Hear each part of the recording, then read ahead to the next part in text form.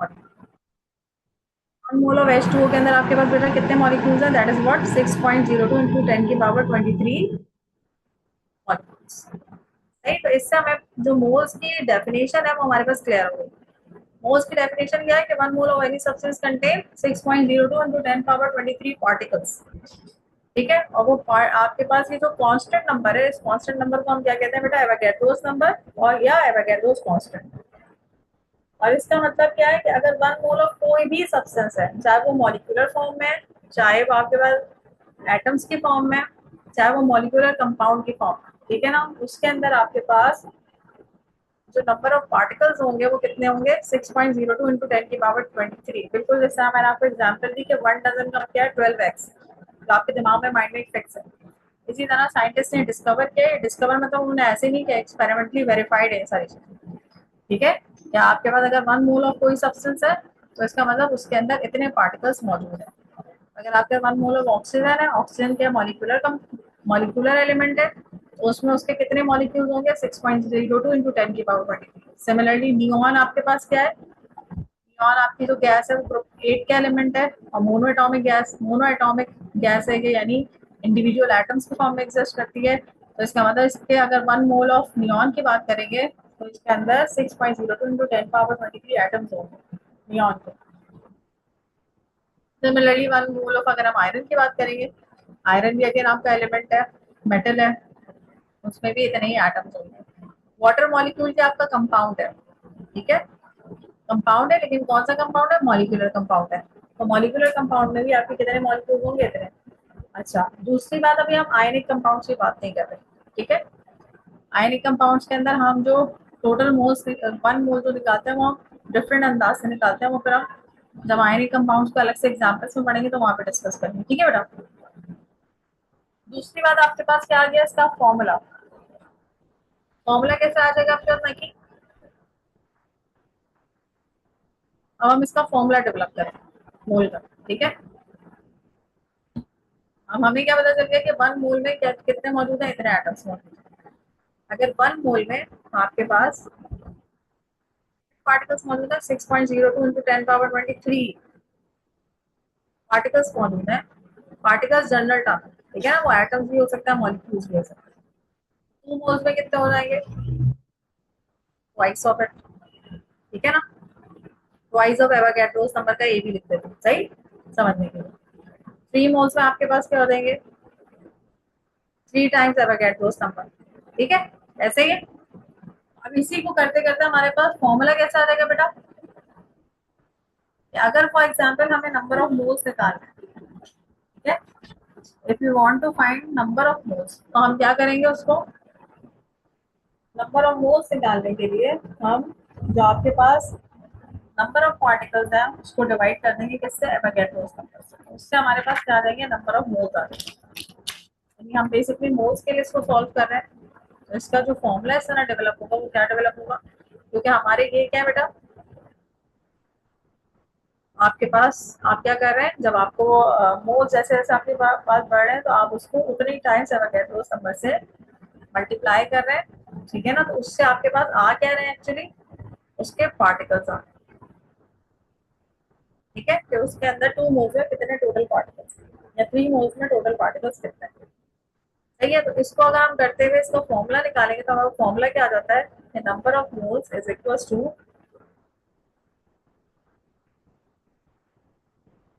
Number of particles,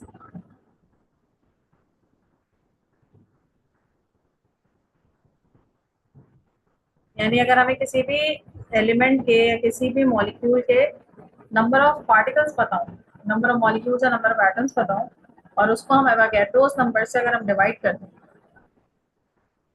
सही है, तो हमारे पास क्या आ जाएंगे? उसके नंबर ऑफ मोल्स आ जाएंगे। क्लियर होगी ये वाली बात?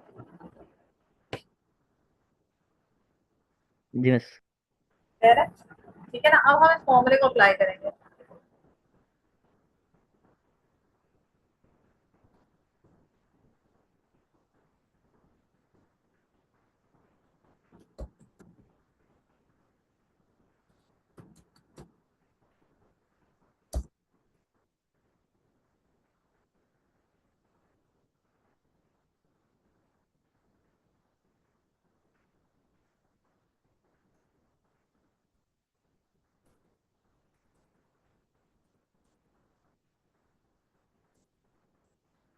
ठीक है, अब हम इस फॉर्मूले को अप्लाई कैसे करेंगे बेटा? फॉर एग्जाम्पल अगर मैं आपसे कहूँ कि how many moles of neon atoms, how many moles of neon contain,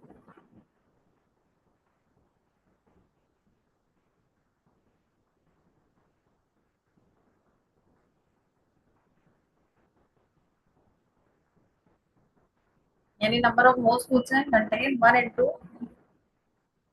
10 power 23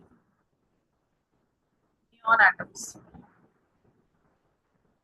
ठीक है ना? अब आपको इसमें नंबर ऑफ मोल्स निकालना है, तो नंबर ऑफ मोल्स आप कैसे डिवाइड करेंगे? इसका सिंपल फॉर्मूला क्या है? मोल्स निकालने के लिए हमें क्या करना पड़ता है? Number of moles number of particles को हम डिवाइड कर देते हैं, यानी इसमें नंबर ऑफ पार्टिकल्स क्या है? Number of neon atoms. ठीक है, divided by Avogadro's number. Avogadro's number आपके पास क्या है बेटा? 6.02 इंटू 10 पावर 23। ठीक है ना? तो इस तरह हमारे पास नंबर ऑफ मोल्स आ जाएंगे। और ये आपको दिया हुआ 1 इंटू 10 की पावर 23, तो आप डिवाइड करते हैं 6.02 इंटू 10 की पावर 23 से। 23 कैंसिल हो गया, 1 डिवाइडेड बाई 6.02। तो ये आप जरा डिवाइड करके देंगे तो इससे आपके पास क्या आ जाएंगे? मोल्स आ जाएंगे। ठीक है, नंबर ऑफ मोल्स क्या आ रहा है आंसर? 0 पॉइंट जी की सिक्स आंसर। जीरो टू हाँ, 0.602। डिवाइड करो 1 डिवाइडेड बाय अच्छा 6। हाँ, नहीं सॉरी।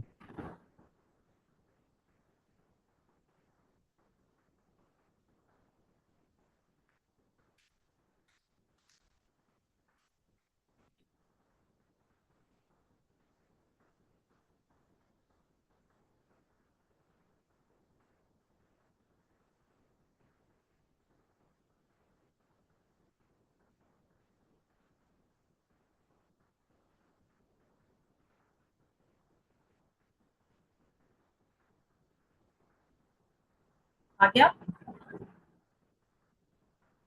मिस 0.166। राउंड ऑफ कर लेते हैं, 0.167। ठीक है, मोल्स का जो आपका यूनिट सही। होता है MOL होता है, ई को हटा देते हैं। ठीक है ना? मोल्स का यूनिट क्या होता है बेटा? MOL। ई बस उसमें से हटा देते हैं, उसकी स्पेलिंग में से। ठीक है, अब इसी तरह अगर मैं तुमसे कहूँ बेटा how many iron atoms are there in, अब ये वाला तुम खुद से करो, बताओ मुझे इसका answer. How many iron atoms,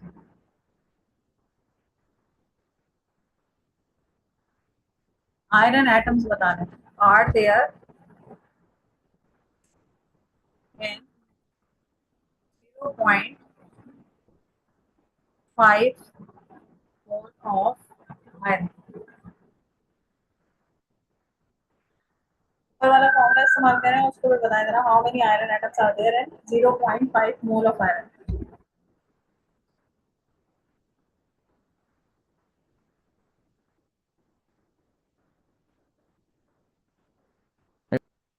miss मैं ऊपर वाला लिख रहा था, ऊपर स्क्रॉल करो। सवाल।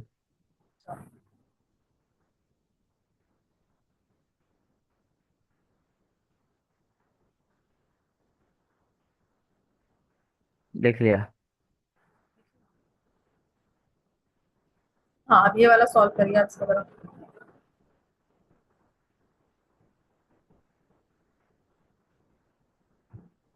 मिस ये क्या लिख रहा है? How many iron. Iron atoms are there in 0.5 mole of iron. इसमें आपको नंबर ऑफ मोल्स गिवन है, आपको क्या निकालना है? नंबर ऑफ मिस तो 0.5 is equal to x upon 6.02 into 10 की पावर 23।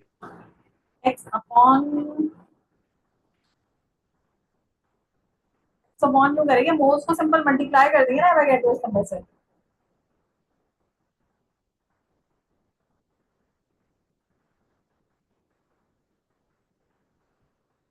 3.01 इंटू 10 की पावर 23। हाँ, 3 इंटू 10 पावर 23 आ रहा है। ठीक है, यानी बेसिकली उनका उसका हाफ हो जाएगा ना। सही है। हाफ मोल है यानी 1 मोल में अगर 6.02 इंटू 10 पावर 23 है तो हाफ मोल में कितने हो जाएंगे उसके हाफ यानी 3.01 इंटू 10 पावर 23। सही है एटम्स। सही। सही। एक ये थोड़ा सा ट्रिकी है दूसरा वाला, तीसरा वाला। सबसे पहले हम देखेंगे इसमें दो पार्ट्स हैं। What is the number of hydrogen molecules. Number बताना है आपको किसका, ए पार्ट में hydrogen molecules.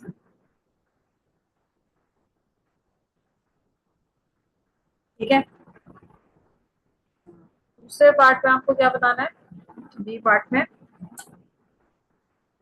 Hydrogen atoms.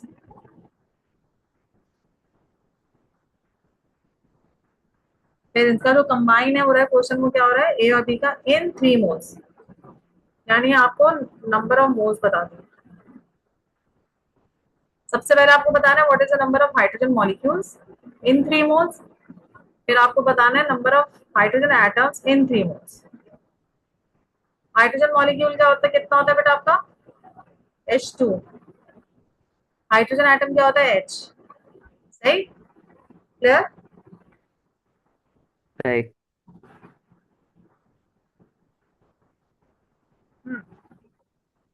Moles में आपके कितने हाइड्रोजन मॉलिक्यूल्स होंगे,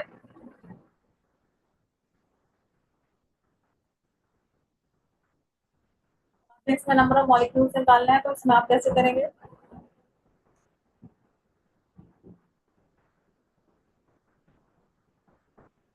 डबल ऑफ हाइड्रोजन मॉलिक्यूल्स तो किसके बराबर हो जाएगा, number of moles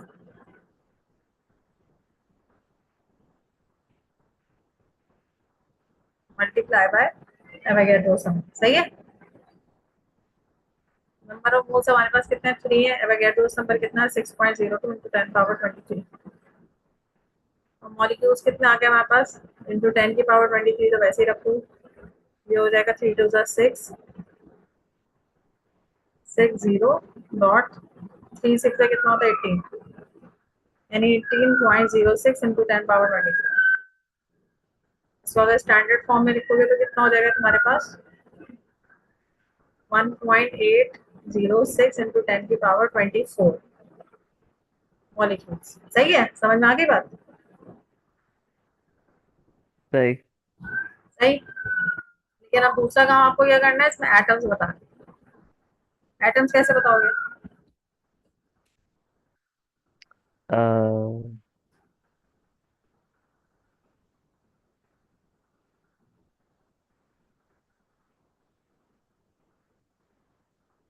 divide by 2।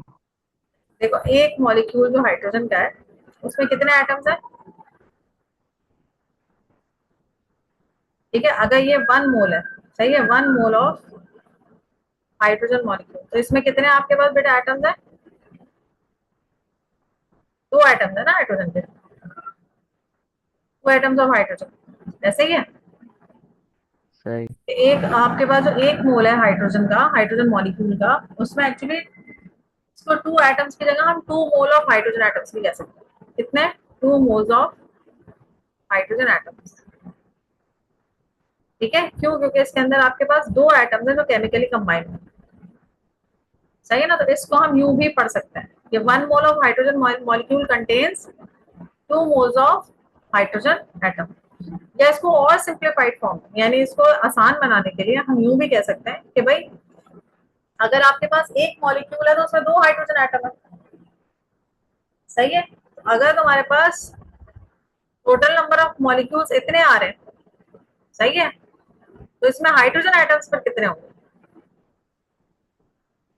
ठीक है, क्योंकि हमें पता है कि एक मॉलिक्यूल में 2 हाइड्रोजन एटम्स होता है, तो अगर तुम्हारे पास टोटल नंबर ऑफ मॉलिक्यूल्स जो कि 3 मोल्स में आ रहे हैं, ठीक है, तो उन 3 मोल्स में एटम्स कितने होंगे, इसी पूरे आंसर को आप किससे मल्टीप्लाई करते हैं, 2 से, तो आपके पास total number of hydrogen atoms आ जाएगा डायरेक्टली आपके काम पर। ठीक है, नीचे वाली स्टेटमेंट के बजाय, क्योंकि आपको पता है कि एक मॉलिक्यूल में 2 एटम्स होता है, आपके पास टोटल मॉलिक्यूल्स आ गए 3 मोल्स में। ठीक है, 3 मोल्स के आपके पास टोटल मॉलिक्यूल्स आ गए हाइड्रोजन एटम्स के, ठीक है। एक मॉलिक्यूल में 2 एटम्स होते हैं, तो ये जो टोटल मॉलिक्यूल्स है अगर आप इसको 2 से मल्टीप्लाई कर देंगे तो आपके पास टोटल हाइड्रोजन एटम्स आ जाएंगे। समझ में आई बात? सही। सही है। या तो यूं कर लो, या जो इसकी केमिस्ट्री है, ठीक है ना, यानी केमिस्ट्री वाली टर्म है, ये तो हमने मैथमेटिक्स वाली लॉजिक लगाई ऊपर, सही है, क्योंकि एक मॉलिक्यूल में 2 एटम्स होते हैं, तो हमारे पास टोटल नंबर ऑफ मॉलिक्यूल्स आ गए थे जो हमने कैलकुलेशन की, तो हमने उसके एटम्स निकालने के लिए उसको 2 से मल्टीप्लाई कर दिया। केमिस्ट्री में आपके पास क्या कहा जाता है, इस चीज को पढ़ा किया जाता है, जैसे 1 मोल ऑफ हाइड्रोजन मॉलिक्यूल, ठीक है, कंटेन्स या it has 2 moles of hydrogen atom. सही है, समझ में आई बात? अब यहाँ पे सही। आपको गिवन कितना है, अब मतलब ये केमिस्ट्री वाली टर्म बता दी, केमिस्ट्री वाली टर्म। लेकिन यहाँ पे तुम्हें क्वेश्चन में कितने मोल्स पूछे हुए उन्होंने? 3। कितने पूछे हुए बेटा? 3 मोल्स में आपको बताने हैं, ठीक है ना। तो इसका मतलब अगर मैं यहाँ पे कहूँ, अगर मैं कहूँ 3 मोल ऑफ हाइड्रोजन मॉलिक्यूल,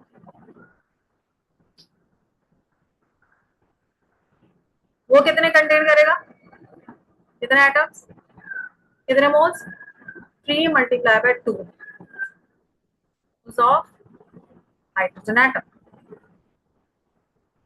ठीक है, यानी 3 मल्टीप्लाई बाय 2 यानी 6 हो गया। सही है, समझ में आई बात? सही। 3 moles of hydrogen molecule contain 6 moles of hydrogen atom। अब इसमें तुम्हें नंबर ऑफ मोल्स पता चल गया 6 है, तो तुम अब यहाँ पे वही वाला फॉर्मूला लगाओगे, तो नंबर ऑफ एटम्स कैसे आ जाएंगे तुम्हारे पास, नंबर ऑफ एटम्स यानी हाइड्रोजन एटम्स वो कितने आ जाएंगे, सॉरी H2 नहीं H, number of hydrogen atoms, ठीक है ना, नंबर ऑफ हाइड्रोजन एटम्स तुम्हारे पास कितने आ जाएंगे, नंबर ऑफ मोल्स आ गया तुम्हारे पास, इसके नंबर ऑफ मोल्स कितना है 6, तो तुम उसको 6 से मल्टीप्लाई कर दोगे, किससे, एवोगैड्रोस नंबर से, यानी 6.02 इंटू 10 पावर 23। तो इससे भी आंसर तुम्हारा वही आएगा जो तुम ऊपर वाले नंबर को 2 से मल्टीप्लाई करते हो। 6 6 का कितना हो जाएगा, पहले 6 2 का 12, 1 कैरी, और 6 6 का 36, 36 इंटू 10 पावर 23, इसको आप वैसे लिखेंगे 3.612 इंटू 10 पावर 24 एटम्स। और जब ऊपर वाला जो हमने मैथमेटिक्स के तौर पे किया था, इसको भी तुम 2 से मल्टीप्लाई करोगे तो यही आंसर आएगा। समझ आई बात? इसको भी मल्टीप्लाई करोगे तो आंसर तुम्हारा क्या आएगा, वही आ जाएगा।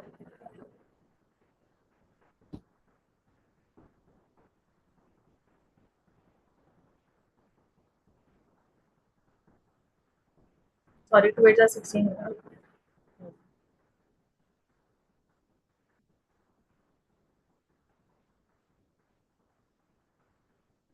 सही है, समझ में आई बात? अब आपकी मर्जी, आप ये आसान वाले तरीके से कर लें या नीचे आप पूरी केमिस्ट्री लगा के करें, इट डिपेंड्स ऑन, ठीक है, क्योंकि जब मोल्स वाले सवाल आते हैं ना, तो उनके अगर खास तौर पे आपके मार्क्स कम हो, जैसे 1 मार्क्स का ही सिर्फ इसका आंसर हो, तो इसको डायरेक्टली 2 से मल्टीप्लाई करके कर दो। लेकिन अगर ये 3 नंबर का आ जाता है तो फिर इसमें पूरी कहानी लिखो है। समझ में आई बात? सही। सही है ना, कि दोनों से समझ में आ गया? जी मिस। सही है, आंसर दोनों में क्या होंगे, सेम आएंगे, दोनों के आंसर क्या आएंगे, सेम आएंगे। 6 मोल्स, यानी इसमें हमने पहले नंबर ऑफ मोल्स निकाले, इस वाले प्रोसीजर में हमने क्या किया कि नंबर ऑफ मोल्स निकाले हाइड्रोजन एटम्स के, ठीक है, प्रोपोर्शन लगा के। ये 1 मोल ऑफ हाइड्रोजन मॉलिक्यूल में 2 मोल्स ऑफ हाइड्रोजन है, तो अगर 3 मोल्स आपको हाइड्रोजन मॉलिक्यूल के दिए हुए हैं तो उसमें 6 मोल्स ऑफ हाइड्रोजन एटम। सही है, तो आपके नंबर ऑफ मोल्स आपने पहले निकाले, फिर आपने वही सिंपल जो उसका फॉर्मूला वो लगा दिया। और ऊपर वाले केस में आपने सिंपल एक लॉजिक लगाई, वो लॉजिक क्या थी कि आपको पता है कि एक मॉलिक्यूल में हाइड्रोजन के कितने एटम्स होते हैं, 2 एटम्स होते हैं, ठीक है। तो जब आपके यहाँ टोटल नंबर ऑफ मॉलिक्यूल्स आपने निकाल लिए, तो आप simple total number of molecules को 2 से मल्टीप्लाई कर देंगे तो आपके पास हाइड्रोजन एटम्स आ जाएंगे। सही,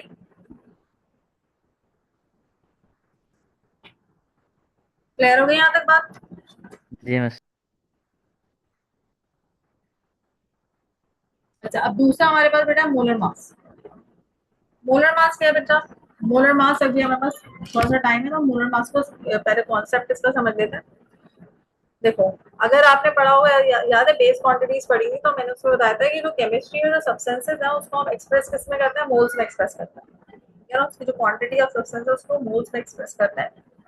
और जो मोलर मास होता है, जितने भी अभी तुमने फॉर एग्जाम्पल अभी पीछे रिलेटिव एटॉमिक मास पढ़ा, रिलेटिव मॉलिक्यूलर मास पढ़ा, लेकिन उसको तुम मेजर कैसे करोगे?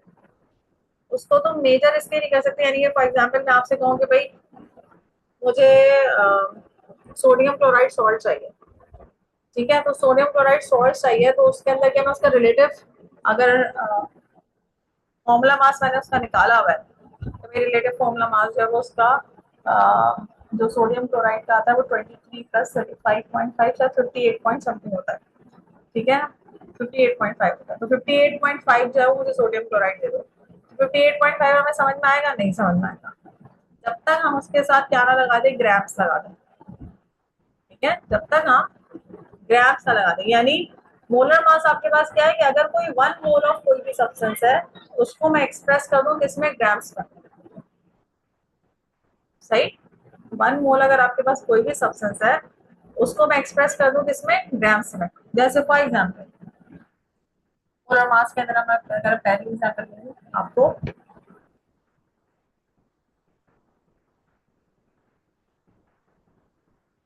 जैसे आपने एक एग्जाम्पल क्या पढ़ी थी, ये जो नियॉन है, ठीक है, इसका मैं अगर तुमसे रिलेटिव एटॉमिक मास पूछूं, रिलेटिव एटॉमिक मास क्या होगा?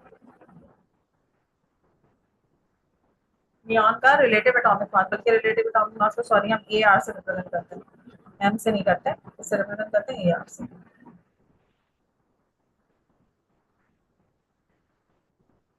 ठीक है। अगर मैं आपसे पूछूं कि नियॉन का रिलेटिव एटॉमिक मास कितना है, तो कितना है बता सकते हो?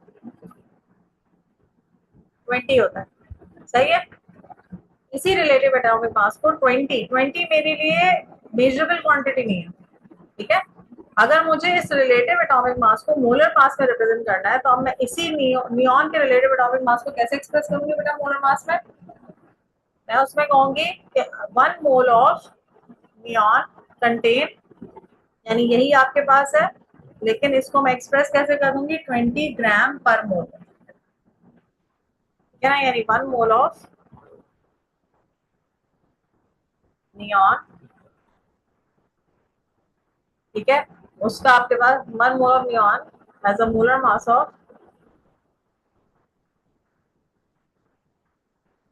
भाई उसका रिलेटिव एटॉमिक मास है, लेकिन हमने उसको एक्सप्रेस कर दिया उसको किसमें, ग्राम पर मोल। ग्राम पर मोल क्यों? क्योंकि 1 मोल मास है, ठीक है। जो आपका रिलेटिव एटॉमिक मास ही है उसको हम एक्सप्रेस कर देते हैं ग्राम पर मोल में, तो ग्राम पर मोल क्या हमारे पास मेजरेबल क्वांटिटी है, सही। 1 मोल किसी भी सब्सटेंस का होगा तो उसका या तो रिलेटिव एटॉमिक मास होगा, या रिलेटिव मॉलिक्यूलर मास होगा, या रिलेटिव फॉर्मूला मास होगा, जो हम कैलकुलेट कर चुके हैं प्रीवियस लेसन में, ठीक है। बस हम उसको एक्सप्रेस कर देते हैं किसके अंदर, ग्राम्स पर मोल। आई समझ में बात? दिमाग में उतरी? जैसे फॉर एग्जाम्पल 2-3 एग्जाम्पल मैं दे देती हूँ। जैसे मैं कहूँगी 1 मोल ऑफ, हम मॉलिक्यूलर मास की देंगे, 1 मोल ऑफ ऑक्सीजन, ऑक्सीजन का क्या होता है, मॉलिक्यूलर मास होता है। 1 mole of oxygen has a molar mass of, और ऑक्सीजन का आपने कितना निकाला था, ऑक्सीजन के 2 आइटम्स है, 2 को मल्टीप्लाई कर दिया था 16 से, तो 32 आया था, ठीक है ना। इसका जो रिलेटिव मॉलिक्यूलर मास आया था ऑक्सीजन का, वो कितना आया था मॉलिक्यूल का, अगर आपको याद हो, 2 मल्टीप्लाई बाय 16 किया था तो कितना आ रहा था, 32, ठीक है। अब जब हम उसको मोल पर ग्राम में ग्राम पर मोल में रिप्रेजेंट करेंगे तो हम कैसे लिखेंगे, 32 ग्राम्स पर मोल। समझ में आ रहा है ना कि जी मिस। सही। सिमिलरली अब कोई सा भी आप कंपाउंड ले रहे हैं, जैसे फॉर एग्जांपल फॉर्मूला मास में कहते हैं, जैसे 1 मोल ऑफ, जैसे अभी सोडियम क्लोराइड की हम बात करी थी, 1 मोल ऑफ सोडियम क्लोराइड का मोलर मास कितना होगा आपके पास, सोडियम के कितने होते हैं एटम्स जो आप निकाल चुके हैं, उसका रिलेटिव फॉर्मूला मास 1 × 23 प्लस 1 × 35.5, इसका रिलेटिव फॉर्मूला मास कितना आ गया था आपके पास 23 प्लस 35.5, यानी आ गया था आपके पास 58.5। सही है ना। अब इसी 58.5 को मैंने एक्सप्रेस कर दिया किसमें, ग्राम पर मोल। सही। तो ये क्या हो जाएगा इसका मोलर मास। क्लियर होगी बात। जी मिस। यानी वही जो आपने प्रीवियसली आपने रिलेटिव मॉलिक्यूलर मास या रिलेटिव एटॉमिक मास, अगर कोई चीज एटम्स की फॉर्म में एग्जिस्ट कर रही थी तो relative atomic relative atomic mass था। अगर कोई चीज मॉलिक्यूलर फॉर्म में एग्जिस्ट कर रही थी तो हम उसको रिलेटिव मॉलिक्यूलर फॉर्म में लिख देते हैं, रिलेटिव मॉलिक्यूलर मास की फॉर्म में लिख रहे थे, उसको कैलकुलेट कर रहे थे। इसी तरीके से अगर आपके पास कोई आयनिक कंपाउंड था तो हम उसके अंदर रिलेटिव फॉर्मूला मास लेते हैं, ठीक है ना, उन्हीं को कैलकुलेट करते हैं। उन्हीं सबको हम एक्सप्रेस करते हैं अगर जिसके अंदर ग्राम्स पर मोल में, तो वही आपके पास क्या कहलाएगा, वो मास क्या कहलाएगा, आपका मोलर मास कहलाएगा। तो इसका मतलब एक और चीज, क्योंकि हम नंबर ऑफ पार्टिकल्स भी पढ़ चुके हैं, अब मैं इसको एक और चीज से रिलेट कर रही हूँ, नंबर ऑफ पार्टिकल से रिलेट कर रही हूँ। इसका मगर मकसद ये है कि अगर आपके पास 1 मोल ऑफ ऑक्सीजन है, ठीक है, तो एक तो उसका मोलर मास कितना है, 32 ग्राम पर मोल है, और उसमें मॉलिक्यूल्स कितना है अकॉर्डिंग टू पार्टिकल्स, ये मोलर मास हो गया। और उसमें पार्टिकल्स कितने हैं, पार्टिकल्स कितने होंगे, पार्टिकल्स यानी क्योंकि मॉलिक्यूलर गैस है तो उसमें कितने मॉलिक्यूल्स होंगे 1 मोल में, क्योंकि 1 मोल की बात करते हैं, तो इसमें पार्टिकल्स होंगे 6.02 इंटू 10 की पावर 23 मॉलिक्यूल्स। ये चीज क्लियर होगी, ये चीज क्लियर हुई। सिमिलरली अगर मैं 1 मोल ऑफ नियॉन लिखा था ना हमने पहले, नियॉन की बात करें तो नियॉन का मतलब इसका मोलर मास कितना होगा, 20 ग्राम पर मोल। और उसके एटम्स कितने होंगे यानी उसके पार्टिकल्स कितने होंगे 1 मोल में, 6.02 इंटू 10 की पावर 23 एटम्स। सही है। इनके मासेस डिफरेंट है लेकिन इनके पार्टिकल्स क्या मॉलिक्यूल्स क्या सेम है। सही। सही। हाँ, जैसे आपके पास 1 मोल ऑफ वाटर ले, तो वाटर के आपके पास मोलर मास कितना आता है, हाइड्रोजन के 2 है तो ये कितना हो जाएगा, 2 टाइम्स 1 प्लस 1 टाइम्स 16, 18। तो इसका मतलब 18 ग्राम पर मोल इसका क्या हो गया, मोलर मास हो गया। और इसमें मॉलिक्यूल्स कितने हो गए, मॉलिक्यूलर कंपाउंड है ये, 6.02 इंटू 10 की पावर 23 इसमें क्या हो जाएंगे इसके मॉलिक्यूल्स हो गए। सही है। ये कॉन्सेप्ट क्लियर हो रहा है। जी मिस। तो आइंस में थोड़ा सा मुख्तलिफ है, तो आयनिक कंपाउंड है ना उसका थोड़ा सा मुख्तलिफ है। जैसे फॉर एग्जाम्पल आयनिक कंपाउंड की अपनी बात करें, 1 mole of sodium chloride, 1 mole of sodium chloride का मतलब है, ठीक है, क्योंकि ये किससे बना होता है, सोडियम क्लोराइड आयनिक कंपाउंड है, इसमें आयन्स होते हैं पॉजिटिव और नेगेटिव आयन्स, ठीक है ना। इसमें अब वही केमिस्ट्री लगेगी जैसे मैंने पहले बताई। 1 मोल ऑफ सोडियम क्लोराइड का मतलब है इसमें 1 मोल ऑफ सोडियम आयन है and 1 mole of chloride ion. समझ में आई बात, इसको हम यूं लेते हैं। अब इसके टोटल आयंस निकालने के लिए दोनों के आयंस को प्लस कर देते हैं, यानी इसके स्ट्रक्चर में अगर आपके पास ये रेशो से किस रेशो से मौजूद है, 1:1 के रेशो से मौजूद है, ठीक है। तो इसका मतलब अगर 1 मोल ऑफ सोडियम क्लोराइड की बात कर रहे हैं तो उसमें 1 मोल, यानी इसमें 1 मोल सोडियम आयंस होंगे, क्योंकि ये जो है फोर्सेस ऑफ अट्रैक्शन की वजह से इसके आयंस ही आपस में अटैच हुए होते हैं। तो अगर 1 मोल ऑफ सोडियम क्लोराइड है तो उसका मतलब उसमें 1 मोल सोडियम आयंस है और 1 मोल क्या है, क्लोराइड आयन है। तो अगर मुझे इसके पूरे इस पूरे मतलब आयनिक कंपाउंड के टोटल आयंस निकालने हैं तो मुझे दोनों आयंस के 1 1 मोल को ऐड करना पड़ेगा। सही है। जैसे 1 mole of sodium chloride ions, sodium ions कितने हो जाएंगे भाई, 6.02 इंटू 10 की पावर 23 सोडियम आयंस होंगे। सही है। साथ में उसको ऐड करेंगे किसके साथ, 6.02 इंटू 10 की पावर 23 क्लोराइड आयंस। सही। समझ में आ रही है बात। जी मिस।